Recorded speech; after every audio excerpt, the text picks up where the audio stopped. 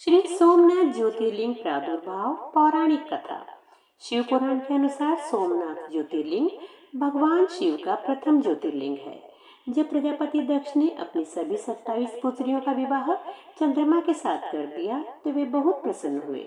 पत्नी के रूप में दक्ष कन्याओं को प्राप्त कर चंद्रमा बहुत शोभित हुए और दक्ष कन्याएं भी अपने स्वामी के रूप में चंद्रमा को प्राप्त कर इस विवाह से प्रसन्न थीं। चंद्रमा की उन 27 पत्नियों में रोहिणी उन्हें सबसे ज्यादा प्रिय थी, जिसको वे विशेष आदर तथा प्रेम करते थे। उनका इतना प्रेम अन्य पत्नियों से नहीं था। चंद्रमा की अपनी तरफ उदासीनता और उपेक्षा देखकर रोहिणी के अलावा बाकी दक्ष पुत्रियां बहुत दुखी हुई।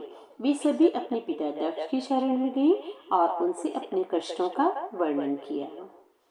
अपनी पुत्रियों की व्यथा और चंद्रमा के दुर्व्यवहार को सुनकर दक्ष भी बड़े दुखी हुए। उन्होंने चंद्रमा से भेंट की और शांति पूर्वक कहा, कलानिधि, तुमने निर्मल व पवित्र कुल में जन्म लिया है, फिर भी तुम अपनी पत्नियों के साथ भेदभावपूर्ण व्यवहार करते हो।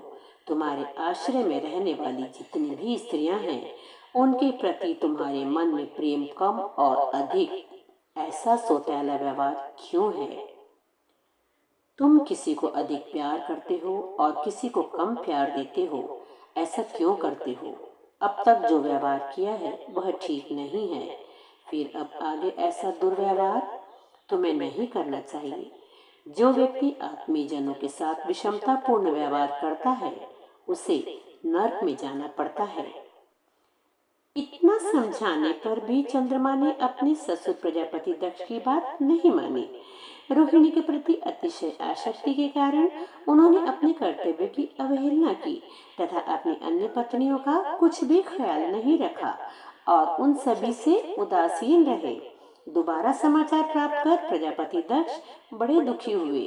वे पुनः चंद्रमा के पास आकर उन्हें उत्तम रीति के द्वारा समझाने लगे। दक्ष ने चंद्रमा से न्यायोचित बर्ताव करने की प्रार्थना की।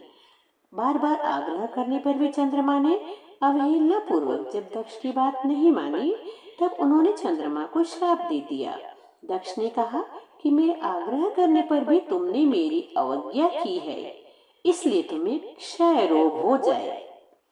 दक्ष द्वारा श्राप देने के साथ ही क्षण भर में चंद्रमा क्षय रोग से ग्रसित हो गए। उनके क्षीण होते ही सर्वत्र हाहाकार मच गया। सभी देवगण तथा ऋषिगण भी चिंतित हो गए। परेशान चंद्रमा ने अपनी अस्वस्थता तथा उसके कारणों की सूचना इंद्र आदि देवताओं तथा ऋषियों को दी। उसके बाद उनकी सहायता के लिए इंद्र आदि देवता तथा वशिष्ठ आदि ऋषिगण ब्रह्मा जी की शरण में गए। ब्रह्मा जी ने उनसे कहा कि जो घटना हो गई है उससे तो भुगतना ही है, क्योंकि दक्ष के निश्चय को पलटा नहीं जा सकता। उसके बाद ब्रह्मा जी ने उन देवताओं को एक उत्तम उपाय बताया।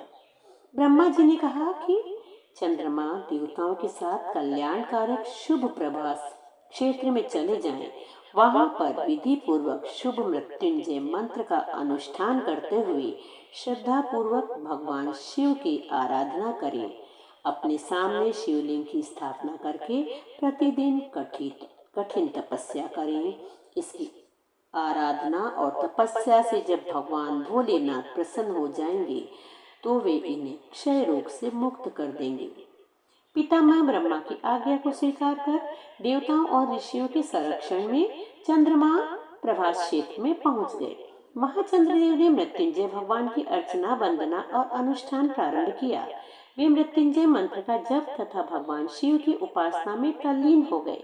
ब्रह्मा की ही आज्ञा के अनुसार चंद्रमा ने 6 महीने तक निरंतर तपस्या की और वृषभ ध्वज का पूजन किया। 10 करोड़ मृत्युंजय मंत्र का जप तथा ध्यान करते हुए चंद्रमा स्थिर चित्त से वहां निरंतर खड़े रहे। भगवान शिव ने तपस्या से प्रसन्न होकर चंद्रदेव से वर मांगने के लिए कहा। इस पर चंद्रदेव ने वर मांगा कि हे भगवान, आप मुझे इस श्राप से मुक्त कर दीजिए और मेरे सारे अपराध क्षमा कर दीजिए। इस श्राप को पूरी तरह से समाप्त करना भगवान शिव के लिए भी संभव नहीं था, अतः मध्य का मार्ग निकाला गया। भोलेनाथ ने कहा, चंद्रदेव, तुम्हारी कला प्रतिदिन एक पक्ष में क्षीण हुआ करेगी, जबकि दूसरे पक्ष में प्रतिदिन वह निरंतर बढ़ती रहेगी। इस प्रकार तुम स्वस्थ और लोक सम्मान के योग्य हो जाओगे। तुम्हारा कल्याण हो। भगवान शिव का कृपा रूपी प्रसाद प्राप्त कर चंद्रदेव बहुत प्रसन्न हुए। उन्होंने भक्ति भाव पूर्वक भगवान शंकर की स्तुति की। ऐसी स्थिति में निराकार शिव उनकी दृढ़ भक्ति को देखकर साकार लिंग रूप में प्रकट हुए और संसार में सोमनाथ ज्योतिर्लिंग के नाम से प्रसिद्ध हुए। चंद्रदेव का एक नाम सोमदेव भी है, अतः इस ज्योतिर्लिंग का नाम सोमनाथ हुआ। जय श्री सोमनाथ।